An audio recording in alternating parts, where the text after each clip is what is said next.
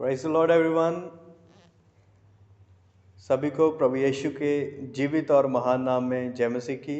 मैं आशा करता हूँ आप सब लोग अच्छे होंगे। तो एक बार फिर से प्रभु के अनुग्रह से कल हमने जिस सीरीज़ को शुरू किया था, आज हम उस सीरीज़ के अगले पड़ाव में जाएंगे, सेकंड पार्ट की ओर। तो जैसे हमने शुरू किया था कि प्रभु ने हमें क्यों चुना है, परमेश्वर ने हमें क्यों चुना है, तो उसके 3 कारण थे।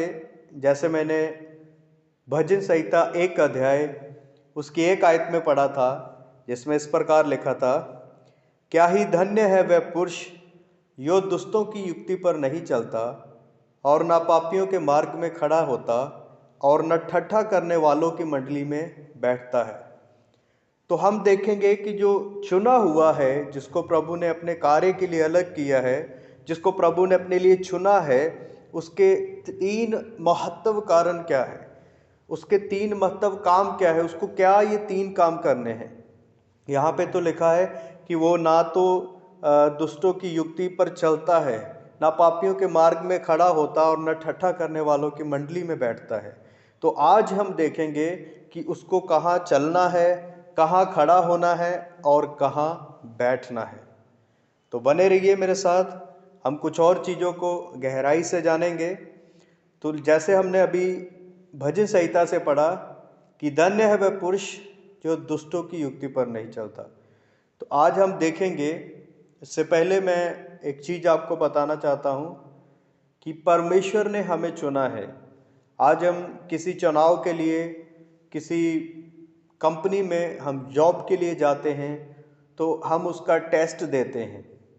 तो टेस्ट पास होने के बाद हमें एक नौकरी दी जाती है, एक पोजीशन दी जाती है, और उस पोजीशन में रह करके हमें उस नौकरी के, उस जॉब के, उस कंपनी के कायदों के अंदर रहकर वो काम करना होता है। हम अपनी मर्जी से नहीं चल सकते, हम अपनी मर्जी से कुछ नहीं कर सकते। जो टर्म्स एंड कंडीशन कंपनी की होती हैं, हमें उसके अंदर रह करके कामों को करना होता है। इसी रीति से जब प्रभु ने हमें चुना है, तो हमारे लिए भी कुछ कायदे कानून हैं। हमें कुछ काम प्रभु देता है जो इस संसार में रहते हुए हमें करने हैं, और कुछ काम ऐसे हैं जो हमें नहीं करने हैं। यदि हमें पापियों के मार्ग पर नहीं चलना है, तो हमें कहाँ चलना है, कौन से मार्ग पे चलना है, किस रास्ते पे चलना है। हमारे पूर्वज, हमारे बड़े कहते हैं, जहाँ हम लोगों से सुनते हैं, या किसी और के साथ हम जब बातचीत को करते हैं, वो कहते हैं हाँ जी जी सभी रास्ते एक ही ओर जाते हैं। लेकिन बाइबल हमें क्या सिखाती है, आइए मेरे साथ खोलेंगे। जब हम कलूसियों की पत्री पढ़ते हैं, उसका 2 अध्याय, उसकी 6 और 7 आयत को जब हम पढ़ते हैं, the book of Colossians chapter 2 verse 6 and 7, मैं आपके सामने पढ़ूंगा। अतः जैसे तुमने मसीह यीशु को प्रभु कर कर ग्रहण कर लिया है, वैसे ही उसी में चलते रहो। हमें कौन से मार्ग में चलना है, किस में चलना है, वचन में बहुत साफ से लिखा है कि जैसे तुमने मसीह यीशु को ग्रहण कर लिया है, उसी में चलते जाओ। हालेलुया। आजकल आप बाहर किसी से बात करेंगे, वो कहेंगे सभी रास्ते इधर जाते हैं, सभी रास्ते उधर ही जाते हैं। लेकिन बाइबल कहती है कि जिसको प्रभु ने चुना है, जिसको प्रभु ने नियुक्त किया है, अपने काम के लिए अलग किया है, उसको सब जगह जाने की ज़रूरत नहीं है, उसे इधर उधर भटकने की ज़रूरत नहीं है। बाइबल कहती है कि जिसने प्रभु को ग्रहण कर लिया है, वो मसीह में चले, वो यीशु में चले। हालेलुया। जब हम प्रभु यीशु की बातों को देखते हैं, यूहन्ना की अंजील में प्रभु ऐसे कहते हैं कि मार्ग, सत्य और जीवन मैं हूँ, जब मेरे बिना कोई भी उस पिता के पास नहीं जा सकता। हालेलुया। जितने भी लोग मुझे आज सुन रहे हैं, रास्ता एक ही है। हालेलुया। हमें हर कहीं नहीं जाना है, पापियों के मार्ग में नहीं चलना है, दुष्टों के मार्ग में नहीं चलना है, ठट्ठा करने वालों के साथ नहीं चलना है। हमें प्रभु यीशु में चलना है। हालेलुया। क्योंकि बाइबल कहती है कि तुम उसी के द्वारा बचाए गए हो, उसी के ऊपर यदि तुम्हारा विश्वास है, यदि तुम उसके साथ जुड़ गए हो तो तुम्हें मसीह में चलना है। हालेलुया। जैसे मसीह चला इस संसार में रहते हुए, वैसे ही हमें चलना है। आइए एक और वचन को मैं आपके सामने रखूंगा। पहला पतरस 2 अध्याय उसकी 21वीं आयत से हम देखेंगे बाइबल हमें क्या कहती है। पहला पतरस 2 अध्याय उसकी 21वीं आयत से मैं पढ़ूंगा। First Peter chapter 2 verse 21। और तुम इसी के लिए बुलाए भी गए हो, क्योंकि मसीह भी तुम्हारे लिए दुख उठाकर तुम्हें एक आदर्श दे गया है कि तुम भी उसके पद चिन्हों पर चलो। प्रभु यीशु ने हमारे लिए इस धरती पर रहकर दुखों को उठाया। उसने उस रास्ते को चुना जो तंग था, जो एक श्रिंक हुआ था, सुकड़ा था रास्ता। क्योंकि जब हम जानते हैं प्रभु यीशु जब बपतिस्मा ले चुके और पवित्र आत्मा उन्हें जंगल में 40 दिन के उपवास में ले जाता है, तब हम वहाँ पे देखते हैं कि प्रभु यीशु उपवास के समय शैतान उनके पास आता है, उनकी परीक्षा लेता है।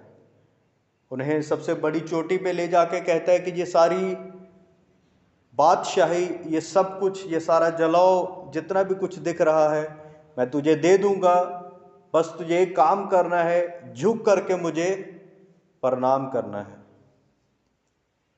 प्रभु ने उस समय कोई शॉर्टकट रास्ता, कोई आसान रास्ता नहीं चुना, सबसे टफ। हालेलुया। आज हम क्या कर रहे हैं? हमारे जीवन में जब कोई परिस्थिति आती है, हमारे जीवन में जब कोई प्रॉब्लम आती है, हम अपने रास्ते को चेंज कर देते हैं। हम सोचते हैं नहीं नहीं नहीं नहीं, इधर से अगर चलूंगा तो सही हो जाएगा, नहीं नहीं नहीं नहीं, उधर से चलूंगा तो सही हो जाऊंगा।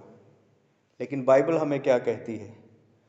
और तुम इसी के लिए बुलाए गए हो। हमारी एक स्पेसिफिक कॉलिंग है, हमारी एक खास कॉलिंग है। हम किस लिए बुलाए गए? आजकल जो प्रभु के दास हैं, बहुत लोगों को पता नहीं है कि वो किस लिए बुलाए गए हैं। किसी भी मार्ग में चलते हैं, किसी को देखते हैं, उसी के जैसा बनने की कोशिश करते हैं, उन्हीं के जैसे करने की कोशिश करते हैं। बाइबल कहती है कि अपने बुलाए जाने को पहचानो। तुम किस लिए बुलाए गए हो? कौन सा मार्ग तुम्हें चुनना है? प्यारे भाइयों और बहनों, मसीह में मैं एक चीज कहना चाहता हूं। क्या आज आप भी अपने रास्ते से भटक गए हैं? क्या आपने अपने सुख के लिए कुछ नए रास्ते चुन लिए हैं? वो कुछ देर के लिए हो सकते हैं, लेकिन उनका अंत जो है वो स्वर्ग नहीं होगा। हालेलुया। प्रभु यीशु के समय भी बहुत लोगों ने चौड़े रास्ते को, चौड़े मार्ग को चुना। प्रभु यीशु ने बाइबल में कहा है कि 2 तरह के मार्ग हैं। एक तो सकरा मार्ग है जिसमें बहुत कम लोग प्रवेश करते हैं, और एक बड़ा विशाल जिसमें बहुत सारी अच्छी अच्छी चीज़ें, दुनियादारी का सुख, चैन, रिश्तेदारी, सब कुछ बड़ा अच्छा मिलता है। हम उस अभिलाषा में खो जाते हैं। हम इस संसार के सदस्य बनना चाहते हैं। हम यहाँ से जाना नहीं चाहते, हम उस रास्ते को चुनना नहीं चाहते। हालेलुया। बाइबल में बहुत क्लियरली लिखा था, धन्य है वह जो दुष्टों की युक्ति पर नहीं चलता। आज हम किन के साथ चल रहे हैं? आज हमारा रिश्ता किसके साथ है? क्या हमें भी प्रभु यीशु की तरह शैतान हमारे पास आकर के हमें भटकाने की कोशिश तो नहीं कर रहा? जहाँ हमारा मार्ग कहीं टेढ़ा तो नहीं हो गया? जिस मार्ग के लिए हम चुने गए थे, जिस रास्ते पे हमें चलना था, क्या हम वो रास्ता भटक तो नहीं गए? हालेलुया। बाइबल में बहुत अच्छे से लिखा है, और तुम इसी लिए बुलाए भी गए हो, क्योंकि मसीह भी तुम्हारे लिए दुख उठाकर एक आदर्श दे गया कि तुम भी उसके पद चिन्हों पर चलो। कि प्रभु यीशु ने 12 चेलों को नियुक्त किया। वचन में लिखा है उसने उनको पास बुलाया और अपने साथ रहने को कहा। फिर उनको 2-2 करके प्रभु ने भेजना शुरू किया। हालेलुया। हमें प्रभु के पद चिन्हों पे चलना है, अपनी समझ का सहारा नहीं लेना है। एक और आयत मैं आपके सामने रखना चाहूँगा, यूहन्ना की किताब, उसका 10वां अध्याय उसकी 27वीं आयत, the book of John chapter 10 verse 27, और इसमें इस प्रकार लिखा है, मेरी भेड़ें मेरे शब्द सुनती हैं, मैं उन्हें जानता हूं और वह मेरे पीछे पीछे चलती हैं। यदि हम उस परमेश्वर को जानते हैं, यदि उसने हमें बुलाया है, यदि हम उसकी चराई की भेड़ें हैं, तो हमें उसका शब्द जरूर सुनाई देगा, जहाँ हमें उसका शब्द जरूर सुनना होगा। हालेलुया। मैं चाहता हूं, कितने लोग हैं जो सचमुच उसके शब्द को सुनकर के सेवकाई कर रहे हैं, कितने ऐसे लोग हैं जो सचमुच उसके शब्दों को सुनकर चर्च जा रहे हैं। ये नहीं कि आज प्रॉफिट जी ने, आज प्रभु के दास ने भविष्यवाणी कर दी, मैं अमेरिका जाने वाला हूं, मैं कनाडा जाने वाला हूं, मैं इधर जाने वाला हूं, मेरे को गाड़ी मिलने वाली है, मेरे को नई बाइक मिलने वाली है। ये सब कुछ मिलेगा, बाइबल कहती है। आप किसी साधारण काम में नहीं हो, आप किसी साधारण सेवा में नहीं हो, आप किसी साधारण मिनिस्ट्री में नहीं हो। बाइबल क्लियरली कहती है आपको विश्वास करना है। बाइबल कहती है कि पहले उसके धर्म और राज्य की खोज करो, ये सारी चीजें भी तुम्हें मिल जाएंगी। हालेलुया। प्रभु के पास बहुतायत से उसने चेलों के पास आकर के ये कहा, स्वर्ग और पृथ्वी का सारा अधिकार मुझे दिया गया है। हालेलुया। जो कुछ भी संसार में है वो आपका है, यदि आप परमेश्वर की भेड़ें हैं, यदि आप उसकी आवाज सुनते हैं। आज बहुत सारे लोग हैं जो प्रभु की आवाज को पीछे करके अपने पासवान की आवाज को ज्यादा सुनते हैं, क्योंकि पास्टर अच्छी अच्छी चीजें बताते हैं। हालेलुया। बाइबल हम सबके पास है, बाइबल को हमें देखना है, बाइबल हमारा आधार होना चाहिए।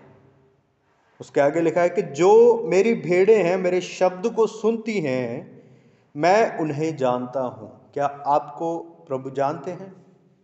अपने मन में सोचिए। हो सकता है आप हर संडे चर्च जा रहे हो सकता है हर फ्राइडे आप उपवास प्रार्थना में बैठते हो। मुझे नहीं पता उसका रीजन, उसका कारण क्या हो सकता है। हो सकता है आप अपनी किसी अभिलाषा के कारण, किसी अपनी मन्नत के कारण, किसी अपनी चाहत के कारण, किसी अपनी विश के कारण डेली चर्च जा रहे हो। और हो सकता है उसके लिए आपने क्या क्या काम किया हो, किस मार्ग में चलना है। हालेलुया। लेकिन बाइबल क्या कहती है? मेरी भेड़ें, यीशु क्या कहते हैं? मेरी भेड़ें मेरी आवाज को सुनती हैं। क्या आज हमें उसकी आवाज सुनाई देती है? अपने हृदय में जरा सोच के देखिए, अपनी आंखें बंद करें। आप जो कोई भी अभी मुझे सुन रहे हैं या बाद में सुनेंगे, एक बार अपनी आंखों को बंद करें, अपने हृदय में देखिए कि क्या सच में प्रभु मेरी आवाज सुनते हैं? जब मुझे प्रभु की आवाज सुनाई देती है कि जहाँ हर बार मेरे कानों में बस यही बजता है, आपको 10,000 मिलने वाला है, आपका वीज़ा लगने वाला है, आपको गाड़ी मिलने वाली है, नया घर आने वाला है, आप आज़ाद हो रहे हो। क्या आपको भी ये सुनता है या ये सुनता है? हालेलुया।